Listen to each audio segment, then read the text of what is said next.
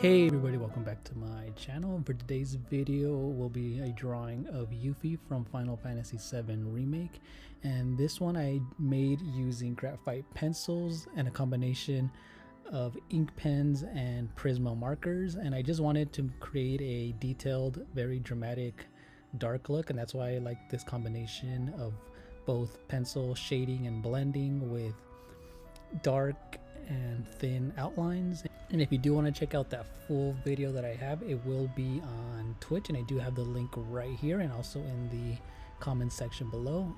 And also, if you do like this video and like to support my channel, consider subscribing, leaving a like and comment, and yeah, see you later.